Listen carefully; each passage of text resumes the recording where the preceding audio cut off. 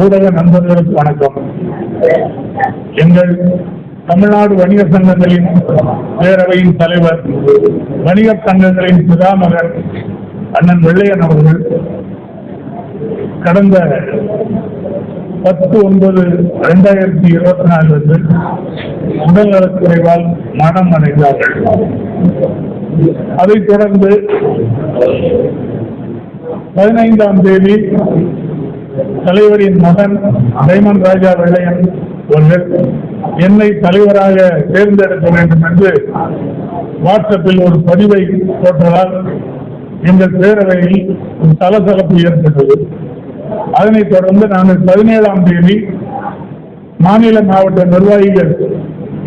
நிர்வாகிகள் முக்கிய நிர்வாகிகள் கூட்டத்தை கூட்டி 1/10/2024 திருச்சியிலே கூட்டத்தில் நாம் ஆலோசித்து முடிவெடுக்கலாம், நிர்வாகிகளை தேர்வு செய்து கொள்ளலாம் என்று முடிவு செய்திருக்கிறோம்.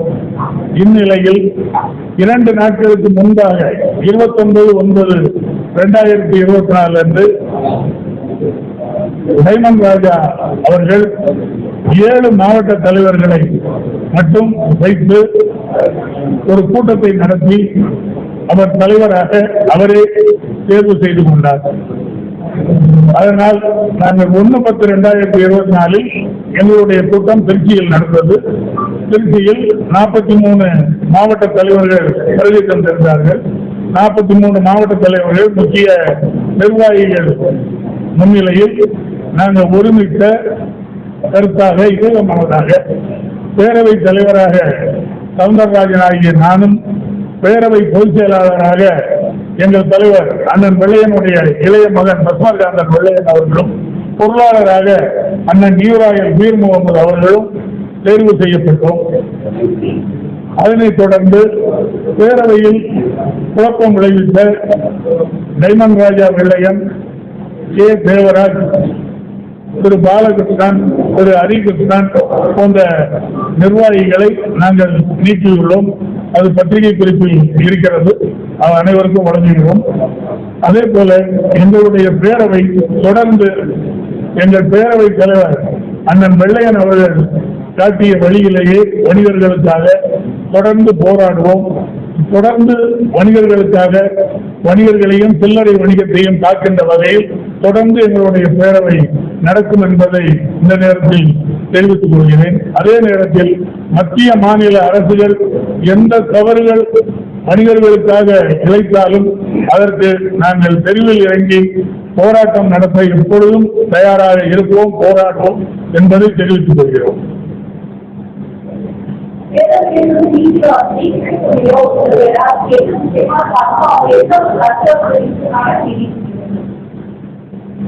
ஏன்னா 17ஆம் தேதி நாங்கள் ஒரு கூட்டம் போட்டு திருச்சியில 1ஆம் தேதி கூட்டம் நடத்திக்கலான்னு ஒரு முடிவு பண்ணி இருக்கிறோம். அவங்களுக்கு ஆதரவு இல்லைங்கிற சூழ்நிலையிலும் 7 மாவட்ட தலைவர்களை மட்டும் வச்சு அழைச்சி ஒரு கூட்டத்தை நடத்தி தலைவர், பொதுச் செயலாளர், பொருளாளர் தேர்வு செய்திருக்காங்க. இது ஒரு பேரவை ஜனநாயக முறைப்படி தப்பு இல்லையா? எல்லா நிர்வாகிகளையும் வச்சு பெரும்பான்மை யாருக்கு ஆதரவு இருக்கோ அவங்க வரலாம். அதே 7 மாவட்ட தலைவர், மொத்தம் 51 மாவட்ட தலைவர்கள் இருக்காங்க. 43 மாவட்ட தலைவர்கள் ஆதரவு இருக்கிறாங்க. அவங்க பேரு நம்பரோட போட்டே நான் பேசி அடிச்சிருக்கோம், அது நீங்க பாத்துக்கலாம். அவங்க 7 மாவட்ட தலைவரை வச்சு நிர்வாகத்தை நாங்க அமைச்சிட்டோம்னு சொல்லி அது ஒரு சீர்குலைக்கிற வேலை தான்.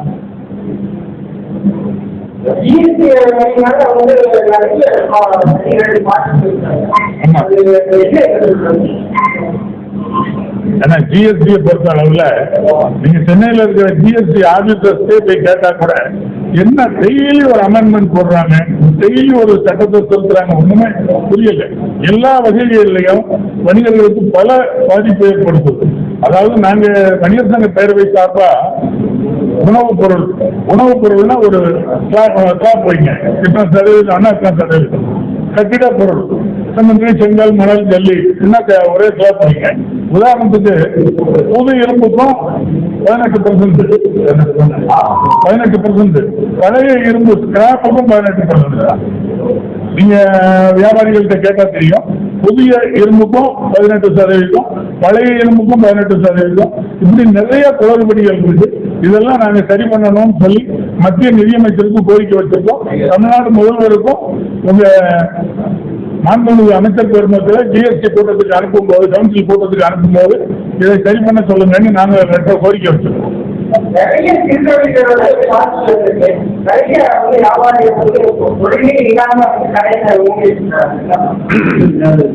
அதுக்கு காரணம் ஆன்லைன் வர்த்தகத்தை மத்திய அரசும் மாநில அரசும் ஆதரிக்கிறாங்க. அதனால நாங்க சில்லறை வணிகத்துல நாங்க தடுமாறுறோம், கஷ்டப்பட்டு இருக்கிறோம். அதே நேரத்தில் ஒரு 4 நாளைக்கு முன்பாக பிரதமர் சொல்லியிருந்தார், உள்நாட்டு பொருள்களையே வாங்கணும். எங்க பேரவைத் தலைவரோட கொள்கையே இந்தியனாக இருப்போம், இந்திய பொருள்களை வாங்குவோம்ங்கிறதா எங்க வணிகர் சங்க பேரவையோட கொள்கையே.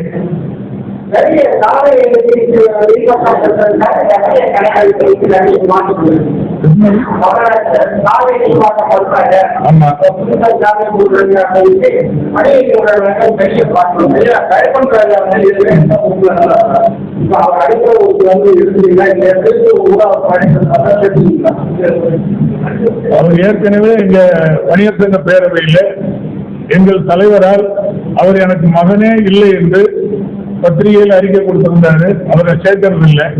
நாங்க முக்கிய நிர்வாகிகள் தான் தலைவர்கிட்ட சொல்லி ஒருங்கிணைப்பாளராக இணைச்சு விட்டோம். ஒருங்கிணைப்பாளராக தான் இருந்தார். தமிழ்நாடு வணிகர் சங்க பேரவையோட ஒருங்கிணைப்பாளராக செயல்பட்டு இருந்தாரு. அவர் என்னவோ தலைவர் இருந்து இப்போ நாங்களே கூட இந்த கூட்டம் அவசரப்பட்டு நடத்துறாங்க. ஒரு 40 நாள் 45 நாள் கழித்து நடத்தலாம். ஆனா அதுக்கு டைமண்ட் ராஜா எங்களை விடலை. ஏன்னா தலைவர் இருந்து 5வது நாள் தலைவர் பதவி வேணும்ன்றாரு. 10ஆம் தேதி இறந்தாங்க. கரெக்டா 19வது நாள் அவர் ஒரு 7 மாவட்ட தலைவரை வச்சு கூட்டம் போட்டு தலைவராக தேர்வாகிறாரு. அது எப்படி இதானால அவர் நீக்கிருக்கோம். அவருக்கும் தமிழ்நாடு வணிகர் சங்க பேரவைக்கும் எந்த சம்பந்தமும் இல்லை.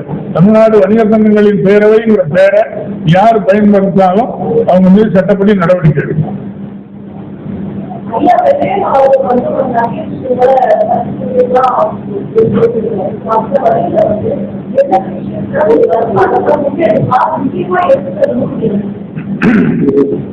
என்ன தலைவரை பொறுத்தவரையில் சுதேசிய கொள்கை, ஒரு பெரு வணிகர் பாதிக்கப்பட்டால் கூட அந்த இடத்துல எங்க தலைவர் போய் நிற்பாரு. அதே போல நாங்களும் பெரு வணிகர்களுக்கு ஆதரவா செயல்படுவோம். அதே மாதிரி ஆன்லைன் வர்த்தகத்தை தலைவர் எப்பவுமே ஏற்றுட்டு தான் இருப்பாங்க. ஆன்லைன் வர்த்தகம், ஜிஎஸ்டி இது போன்றவைகளை, அதே மாதிரி உணவு பாதுகாப்பு சட்டம் அது உண்மையிலே இன்னைக்கு 12:30 மணிக்கு திருச்சி காந்தி மார்க்கெட்ல விவசாய பொருள் விற்கிற காய்கறி கடையில போய் நீங்க எஃப்எஸ்எஸ்ஐ சர்டிபிகேட் வாங்கணும் அப்படின்னு சொல்லி இன்னைக்கு வற்புறுத்தி இருக்கிறாங்க. அதை எடுத்து திருச்சியில கூடிய விரைவில் மாநகராட்சி அலுவலகம் முன்பு பெரிய ஆர்ப்பாட்டம் நடத்த போறோம். இது நாங்கள் தொடர்ந்து போராடி இருக்கிறோம்.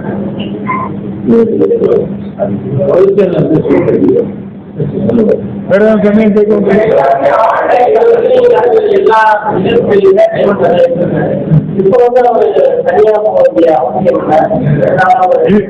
இல்ல, இதுவரையிலும் இருந்ததில்லை. இப்போ 1 வருடமா தான் நீங்க பாத்துருப்பீங்க. அதுக்கு முன்னாடி தலைவர் அவர் சேர்க்கறதுல ஒதுக்கிதான் வச்சிருந்தாங்க. இப்போ 1 வருடமா இருந்தாரு. நாங்க எல்லாம் பேசிதான் தலைவரோட பையனாச்சுங்கிறதுக்காக தான் நாங்க சேர்த்தோம், ஒருங்கிணைப்பாளராக சேர்த்தோம். ஆனா அவர் என்னவோ தெரியல அதை பயன்படுத்தல. இப்போது இந்த பேரவை பொதுச் செயலாளர் அண்ணன் வெள்ளையன் அவர்களின் இளைய மக்கள் மாநில தலைவர் சுதேசி நாயகன் அவர்களுடைய மறைவுக்கு பின்பு திருச்சி 1/10/2024 அன்று மாநில மாவட்ட நிர்வாகிகள் அழைத்து ஆலோசனை செய்து பேரவையின் அடுத்த கட்ட நகர்வுக்காக நிர்வாகிகளை தேர்ந்தெடுத்து அறிவித்தோம். கிட்டத்தட்ட 43 மாவட்ட தலைவர்கள் கலந்து கொண்டு கருத்து ஏற்ப நிர்வாகிகள் தேர்ந்தெடுக்கப்பட்டார்கள். அதன் பின்பு இந்த பத்திரிகையாளர் சந்திப்பு இங்கே வருகை தந்திருக்கும் அனைத்து ஊடக நண்பர்களுக்கும் என்னுடைய பணிவான முதற்கண் வணக்கம். இந்த நேரத்திலே ஒரு சில முக்கியமான கோரிக்கைகளை நாங்கள் இங்கே கேட்கின்றோம். அதாவது தலைவர் அவர்கள் காட்டிய வழி, அவர்கள் வழி நடத்திய அந்த கொள்கை அனைத்தையும் வெற்றிக்காக நாங்கள் சென்ற பணிகள், அதை காப்பதற்காக சில முக்கியமான கோரிக்கைகள். ஒன்று, ஆன்லைன் வர்த்தகம். ஆன்லைன் வர்த்தகத்தால் சிறுவணிகர்கள் கடுமையாக பாதிக்கப்பட்டிருக்கிறார்கள். சிறு மனிதர்கள் அவர்களை சார்ந்த அந்த குடும்பமும் கடுமையாக பாதிக்கப்பட்டிருக்கிறது. ஆகையால் அதை அடியோடு ஒழிக்க வேண்டும். அப்படி அடியோடு ஒழிக்க முடியவில்லை என்றால் மத்திய மாநில அரசுகள் அதை கட்டுப்பாட்டுக்கு கொண்டு வர வேண்டும். இது எங்களுடைய முதல் கோரிக்கை. இரண்டாவது, எங்கள் தமிழ்நாடு வணிகர் பேரவையின் சாதன மந்திரம் சுதேசிய கொள்கை. உள்நாட்டு உற்பத்தியை பெருகினால் மட்டுமே நாட்டினுடைய பொருளாதார வளர்ச்சியை சீர் செய்ய முடியும் என்பதுதான் எங்களுடைய பேரவை தலைவர் அவர்களுடைய கருத்து. ஆக வணிகர்களும் சரி, பொதுமக்களும் உள்நாட்டு உற்பத்தியை ஊக்குவிக்க வேண்டும். மூன்றாவதாக, இனிவரும் நாட்கள் பண்டிகை நாட்கள். இப்ப பாத்தீங்கன்னா ஒரு சில இடங்கள்ல கட்டாய வசூல் செய்யப்படுகிறது. கட்டாய வசூல் செய்தால் அவர்கள் மீது கடுமையான நடவடிக்கை எடுக்க வேண்டும். அடுத்தது, தொடர்ந்து கடைகள் இருக்கும் இடங்களிலே டாஸ்மாக் கடைகள் அமைக்கப்படுகிறது. அவற்றை அகற்றிட வேண்டும். ஏனென்றால் அது வணிகர்களுக்கும் சரி, பொதுமக்களுக்கும் தொந்தரவாக இருக்கிறது.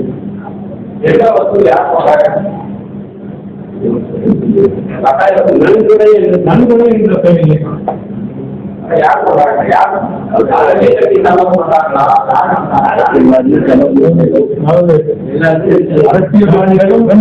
அரசியல்வாதிகளும் பண்றாங்க. இந்த திருவிழா காலங்கள்ல அவங்க பண்ணுவாங்க. அதே போல நிறைய சிறு வயது பையன்க கஞ்சாவுக்கு அடிமையாகி, தெருவுக்கு தெரு போதைக்கு அடிமையாகி சில நிகழ்வுகள் நடக்குது. நீங்க பத்திரிகையாளர்லாம் பார்த்துருக்கீங்க. அதை நான் சொல்ல விட்டேன். இப்ப வரக்கூடியது பண்டிகை காலம். 2 மாதத்திற்கு முன்பாக 110 ரூபாயாக இருந்த எண்ணெய் விலை இன்னைக்கு 126 ரூபாய், 150 ரூபாய். இது பண்டிகை காலம், இன்னும் விலை கூடும்.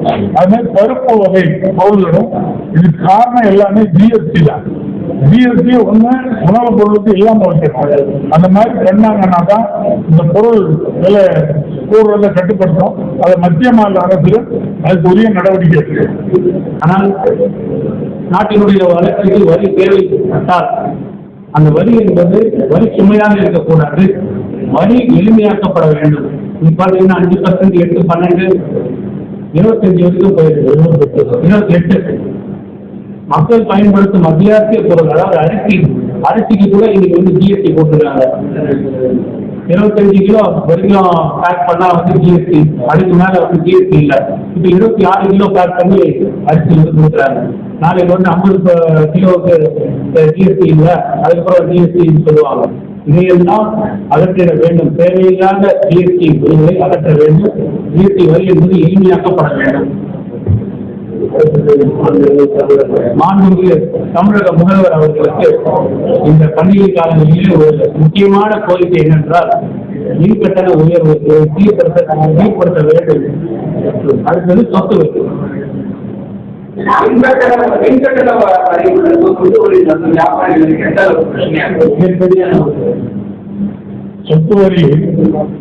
சொத்து வரி கூட்டினாலே சொல்லி நீங்க ஒரு கட்டிட உரிமையாளர்னா உங்களுக்கு சொத்து வரி கூட்டினா நீங்க வாடகை கொடுப்பீங்க. நம்ம 2 பேருக்குள்ள டிஸ்கவுண்ட் வருவாங்க. அதே மாதிரி கரண்ட் பில், இந்த இபி பில் கூட்டி இருக்கிறது இந்த அரசு வந்ததுக்கு அப்புறம் ஏற்கனவே ஒரு நேரம் கூட்டினாங்க, கடந்த ஜூலைல ஒரு 43% கூட்டினாங்க, இப்போ திரும்ப கூட்டியிருக்கிறாங்க. கிட்டத்தட்ட 100% மின்சார கட்டணம் கூட்டியிருக்குது. இல்ல நாங்க மட்டும் இல்ல, வணிகர்கள், பொதுமக்கள், ஏன் பத்திரிகை துறை நண்பர்களுக்கோ கூட பாதிக்கப்படுகிறார்.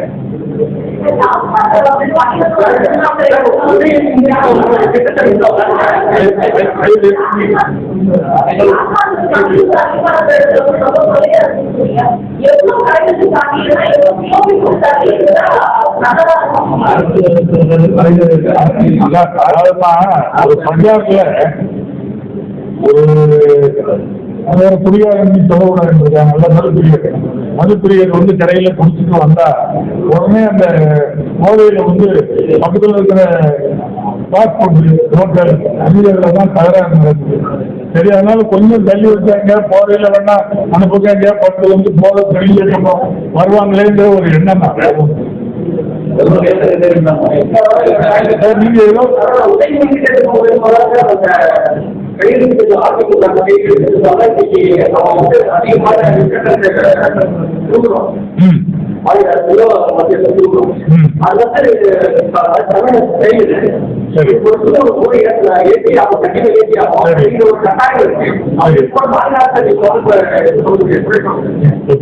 கேள்வி நியாயமானது. என்னன்னா உதய மின் திட்டத்துல கையெழுத்திட்டது எங்களுக்கு அரசியல் பாகுபாடே கிடையாது. எங்க வணிகர் சங்க பேரவை அரசியல் மதத்துக்கு அப்பாற்பட்டதுதான். ஆனா உதய மின் திட்டத்துல கையெழுத்திட்டது அதிமுக அரசுன்னு சொன்னீங்க. அந்த அதிமுக அரசு ஏன் ஏற்கல? சரி, இப்போ கூட உதய மின் திட்டத்துல ஒரு லைன் இருக்கு, மின்சார கட்டணத்தை கூட்டணும்னு சொல்லி. அந்த மின்சார கட்டணம் கூட்டுறதுக்கு பதிலா நாங்க அதுக்குள்ள இலக்கு நாங்க பணம் கட்டுறோம்னு சொன்னா திரும்ப மத்திய அரசு சம்மதிக்காதான்? அது சாக்கு போது சொல்றாங்க. ஏன்னா எத்தனை வருஷம் இல்ல எத்தனையோ துறைகள்ல மத்திய அரசு செல்லக்கூடியத மாநில அரசு செய்வதில்லை. அதுக்கு விதிவிலக்கு வாங்கலாம். அது ஒண்ணு. அதாவது உங்ககிட்ட ஒரு என் பையன் 100 ரூபாய் கடன் வாங்கியிருக்கான், நீங்க கேட்டீங்க, நான் கொடுத்துட்றேன்னு சொன்னேன். இல்ல நானே கொடுத்துட்றேன் சொல்லும்போது இது கன்சிடர் பண்ணுவீங்க. இந்த எந்த அமௌண்ட் இழப்பு வருதோ நாங்க மாநில அரசு கட்டிடுறோம்னு சொன்னா உதய மின் திட்டத்துல ஒன்றும் பண்ண முடியாது. அதுல விதிவிலக்கு இருக்கு, நீங்க வேணா படிச்சு பாருங்க. சரி, அப்படி சொல்றீங்க. மாதம் மின் கட்டண கணக்கெடுப்பு நடத்துவோம்னு சொன்னாங்க, நடத்தலையே. தேர்தல் வாக்குறுதியிலே சொல்லியிருக்காங்க, நம்ம எலெக்ஷன் மேனிஃபெஸ்டோல இருக்கு, அது நம்ம யாரும் அரசு செயல்படுத்தலையே. அது இதை மட்டும் உதய மின் திட்டத்தை காரணம் காமிச்சாங்க கொடுக்கலாம். பொதுவா மத்திய மாநில அரசுகள் மக்களுக்கு என்னெல்லாம் வரிங்கிற பேர்ல சுரண்ட முடியுமோ அதெல்லாம் செய்யறாங்க. இதுதான் உண்மை.